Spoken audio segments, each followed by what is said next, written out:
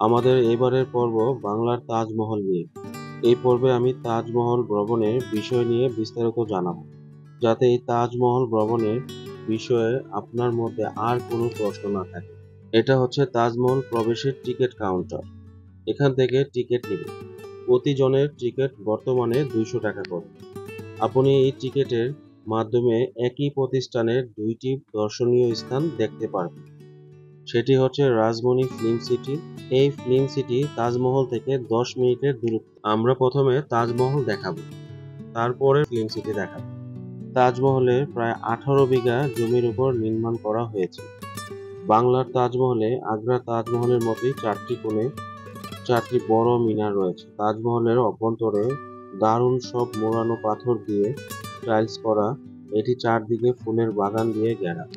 আসসালামু আলাইকুম সুপ্রিয় অডিয়েন্স, আমি মোহাম্মদ আলামিন। আজকে আমি আপনাদের একটি সুন্দরতম প্লেস দেখাবো। হয়তো আপনারা অনেকেই দেখেননি। এটা দেখলে হয়তো আপনাদের মেধার বিকাশ ঘটতে পারে এবং এখান থেকে অনেক উপকৃত হতে পারেন। সাথে থাকবেন, চলেন শুরু করা যাক।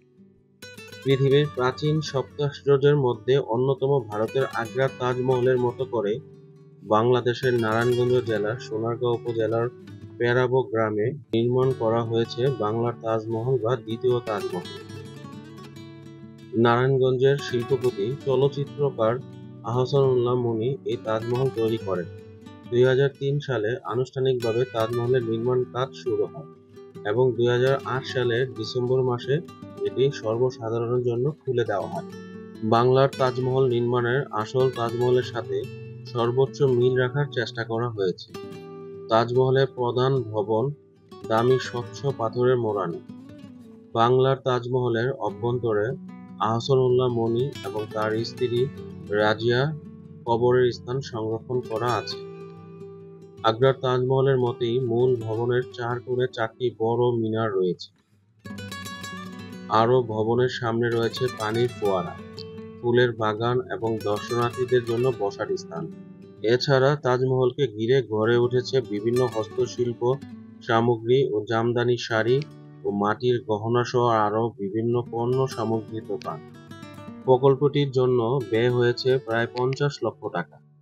এটি নির্মাণের কারণ হিসাবে তিনি জানান, এই তাজমহলের রেপ্লিকাটি তৈরি করা হয়েছে যেন তার দেশের দরিদ্র মানুষ যাদের ভারত গিয়ে প্রকৃত নিদর্শন দেখার সামর্থ্য নেই, তারা তাজমহল দেখার স্বপ্ন পূরণ করতে পারে নিজের দেশে থেকে। আহসানুল্লাহ মনি 1980 সালে তাজমহল ও পরে আরও 6 বার দেখেন। তিনি এর উপর এতটাই মোহিত হয়েছিলেন যে তিনি একদল স্থপতি নিয়োগ করেন এবং তাজমহলের আকার মাপের জন্য তাদের ভারত প্রেরণ করেন। তিনি বলেন, আমি মূল তাজের মতোই একই মার্বেল পাথর ব্যবহার করেছি।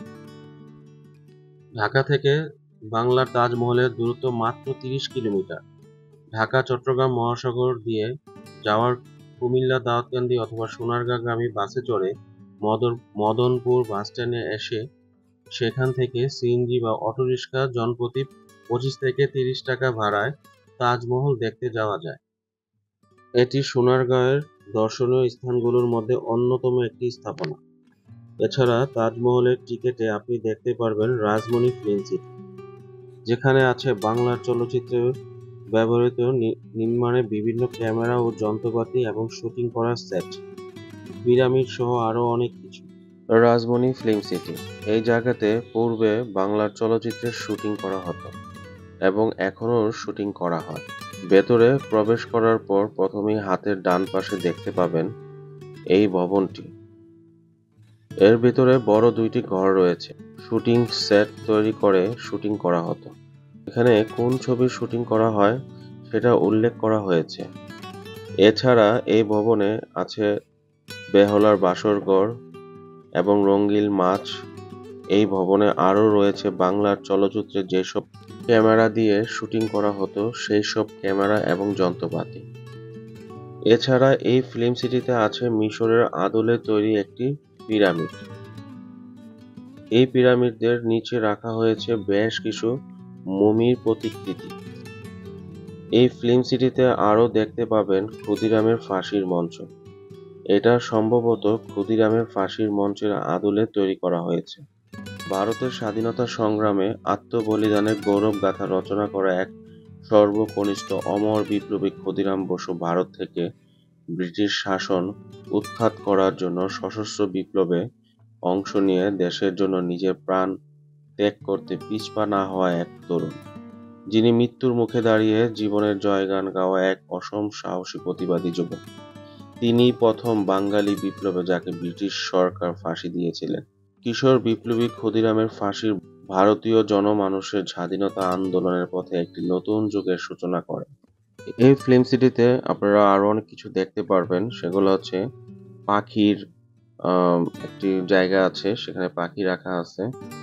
আরো দেখতে পারবেন 1971 সালে মুক্তিযোদ্ধা যে কামানগুলা ব্যবহৃত হয়েছিল সেগুলোর কিছু এখানে সাজিয়ে রেখেছে প্রতিকৃতি। তারপর আপনারা আরো কিছু দেখতে পারবেন ফিল্মে যেসব গাড়িগুলো আগে ব্যবহৃত হয়েছিল, যেগুলো এখন অকেজো বা নষ্ট হয়ে গেছে, সেগুলোকে এখানে সুন্দরভাবে সাজিয়ে রেখেছে দর্শনার্থীদের উপভোগ করার জন্য। তারপরে এখানে আপনি আরো অনেক কিছু দেখতে পাবেন, সবুজে একদম ভরপুর শুটিং এর যে সব সেটগুলো এখানে ব্যবহার করা হতো সেগুলো আপনারা এখানে খুব সুন্দরভাবে সাজিয়ে রাখা হচ্ছে, সেগুলো আপনারা এখানে দেখতে পারবেন। এছাড়া সম্পূর্ণ ফিল্ম সিটি জুড়ে বিভিন্ন ধরনের ফুলের গাছও রয়েছে। আমাদের তাজমহল এবং ফিল্ম সিটি দেখা শেষ। তাজমহলের সময়সূচি হচ্ছে সকাল 10টা থেকে বিকেল 6টা পর্যন্ত। এই যে প্রিয় ভাই ও বোনেরা, ধন্যবাদ। আপনাদেরকে দেখালাম গুরুত্বপূর্ণ স্থানসমূহ এবং ডিটেলস বর্ণনা দিলাম। এই ধরনের চমৎকার ভিডিও পেতে চোখ রাখুন আলামিনস ওয়ার্ল্ড বিডি এর সাথে নেক্সট ভিডিওতে। ধন্যবাদ, আবারও দেখা হবে অন্য কোনো ভিডিওতে। সে পর্যন্ত আপনারা সবাই ভালো থাকুন।